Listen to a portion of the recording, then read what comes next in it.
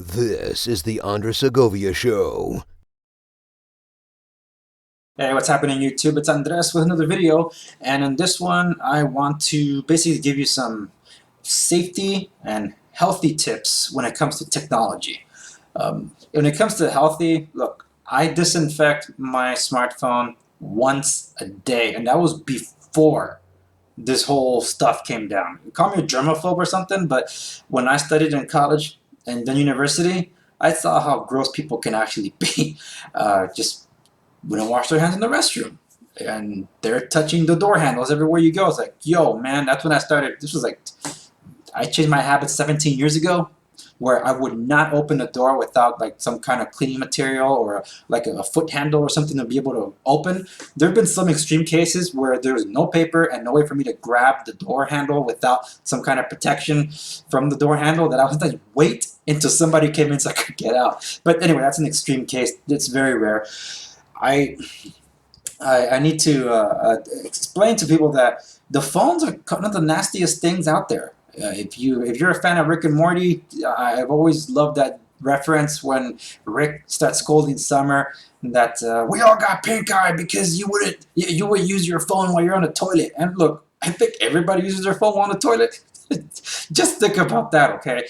Just disinfect your phone. You're putting it on your face and it's on your hands and you're touching yourself everywhere and you're shaking hands or whatever. This is before lockdown, folks. And now, more than ever, you need to watch out for your hygiene. So those are my quick tips about how to be safe and hygienic with your devices. And what I love about mine is that the fact that they're water resistant. So I literally wash my phones. And so far, no problem. They're holding up.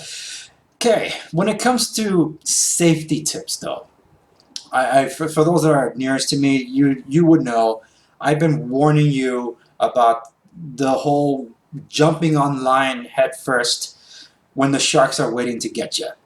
Because when you jump into the ocean and you're just a school of ignorant fish out there, there's hackers that have been waiting, they've been primed for this moment to just take away your data. And I've been seeing it. I've been seeing people's identities being stolen, their accounts being hacked. Folks, please be cautious. And I know the entire world now is jumping on Zoom. I never liked Zoom. I know it's convenient. And oh, you got 300 people on it. Yeah, you pay for that one. It's not the free one. I use multiple services and to some extent Zoom, but it's only for conferencing when I'm being invited in. I stay away from it as much as I can. If I'm going to launch it, I don't launch it from my computer, especially my corporate computer, because you never know. So I try to stay away from it as much as I could. I use it as a last resort. And I just recommend that you just protect yourself as well as you can. Use two-step verification as the bare minimum for your accounts, whether it's banking or logging in and stuff like that, because these hackers have been waiting for this moment. They've been preparing for all these fish out there. And believe me, there's a lot of phishing going on out there. And believe me, if you know that you paid for your subscription service, that OneDrive or that Gmail or that AdSense for those of us that are monetized, and you know you don't have issues, do not follow the links on those emails. Go to the actual service provider of that website. Go to the messages like you would on eBay. The first hack that ever happened to me was, over 10 years ago was through an email on eBay that I got from eBay, supposedly. It looked like the real thing. And it was a seller telling me that they never got their phone. I'm like, what? But I shipped it over a week ago, priority mail with delivery confirmation. I know it arrived. So then I followed the link, and it took me to the eBay landing page. I typed in my username information, logged in. The next page was credit card information. I knew immediately.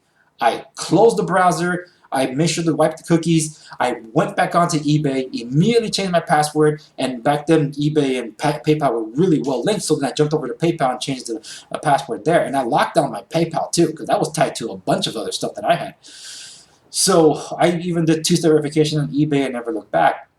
But that's when I knew I couldn't even trust that, because I communicated to eBay. They confirmed it was a phishing thing, and they told me just keep forwarding stuff to them if I spot more of it. And over the years, I'm a Microsoft Office account holder. I know how I renew my accounts. So when OneDrive messages me, or Microsoft Office messages me and tells me that the payment didn't go through or things like that. I'm like, dude, I'm not that stupid.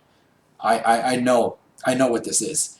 And normally I report all that to the proper authorities on the internet. So look, there's more phishing schemes going on here. But over a year ago, there was a sextortion thing.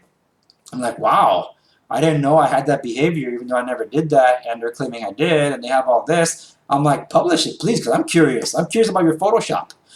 They never did. So a lot of crazy stuff has happened. And believe me, the people have been calling me, those from my office and those nearest to me. It's like, oh, what happened to my accounts? Like, that's not real. Ignore it. And some of them are like, but I already did it. Change your stuff immediately. Check your bank accounts. Move the funds. Do what you got to do before they get to it. So be careful out there. If it's suspicious, do not click the links on the email. Do not download an attachment for someone you don't know. Do not even follow links that are just an email with the link. And for those of you actually forwarding real links, please let the people you're sending it to know that you're sending it to, because then it just looks like spam. Don't be that person. Have some email etiquette. So those are my quick tips about just being safe and healthy during this time. And also, try not to be on social media, folks. It's only doing worse for your mental health. I know it's been hurting me, but I live on this stuff because I gotta be there. But even then, I'm like, ugh, I want to stay away from that. I don't want to be there. I don't want to do that. So I try not to. But that's that. Anyway, that wraps it up for this little video. I'm going to jump on to do another one in a moment. But for those of you that are watching, just watching this, those are my tips to be healthy and safety during this lockdown period, and how to better manage your devices too, because man, it's crazy out there. So be safe, be smart, be positive. So stay positive, and I'll see you on the next one.